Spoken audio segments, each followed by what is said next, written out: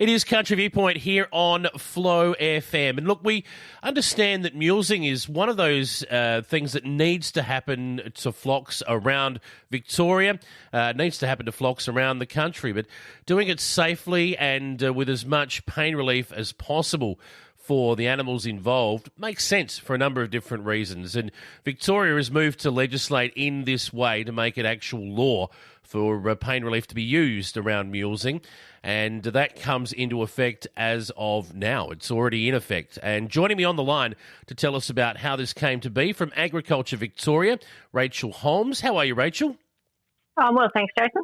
It's almost a case of legislating for common sense in a simple sort of a way. I mean, here at Flow FM, we love our farmers, we love our land managers and those who have flocks on their properties. We're riding on the sheep's back at the moment. It makes sense that we do what we can to make life nice and easy for them.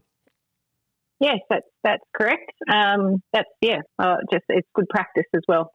Well, why is it good practice? That's probably a simple and silly question to ask, but I mean, for those who may not understand what mulesing entails, why is this good practice?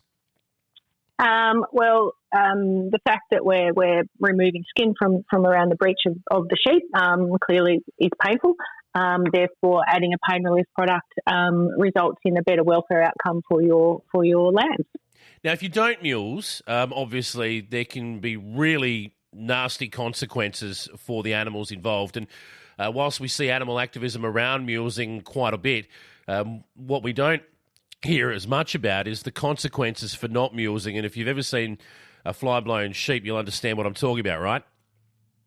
That's right, but it's part of an integrated approach to fly strike management. So mulesing is not the only factor. There are other things like timely crutching and shearing, strategic use of chemicals, and then, of course, good worm management, genetic selection, and grazing management also plays a part. So it's part of a whole integrated approach to managing fly strike on properties. Yep. Rachael, when it comes to the pain relief that is legislated to use, is there specific parameters around that? What sort of pain relief, how it's provided to the animal before mulesing is done? How does that all work? Yep, so the regulation states that the only product or the pain relief products that can be used must be registered for use on sheep under the APVMA. Therefore, there are a few that are in that boat.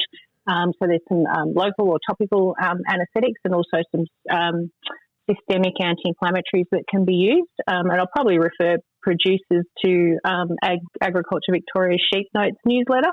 The spring edition had an article all about pain relief that summarises it all quite nicely.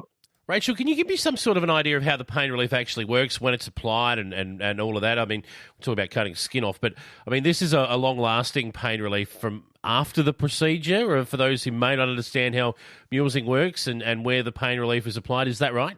I guess the mechanisms of the pain relief probably aren't immediate, so the topical ones are applied after the procedure, and then the systemic ones will have a bit more of a longer acting pain relief for the animals. So, as I said, that article summarises it perfectly in that spring edition of Sheep Notes. Sure.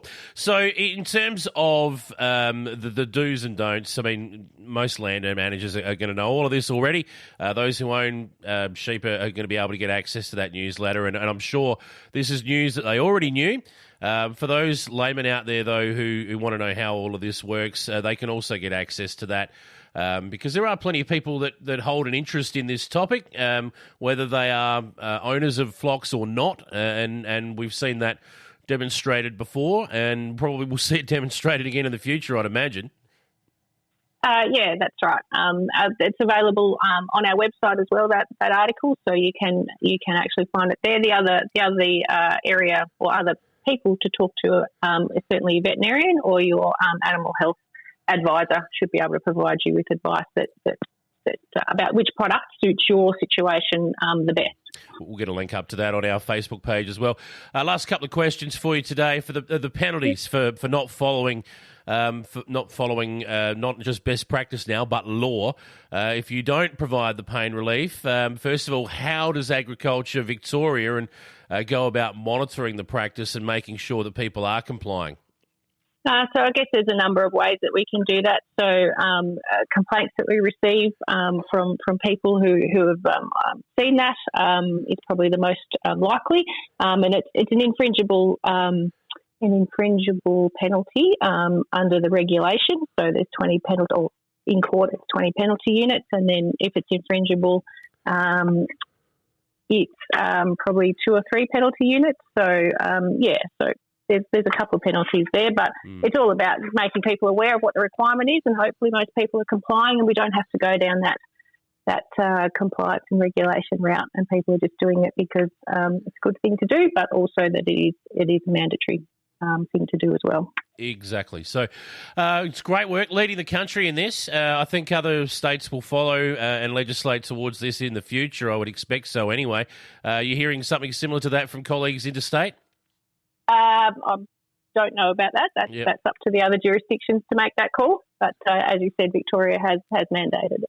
Well, for those who are from other jurisdictions, if you want some more information about what Victoria are doing, give Ag Victoria a call, because I think they've got a good process in play here. And I understand, of course, you guys are just the implementers of the regulations and laws that are passed in Parliament. We'll talk to parliamentarians about how that all came to be in the future. But the reality is it is law now, and that is a rundown of what needs to be done. And we thank you very much for it. Rachael Holmes from Agriculture Victoria, all the very best, and thanks for joining us here on Country Viewpoint today.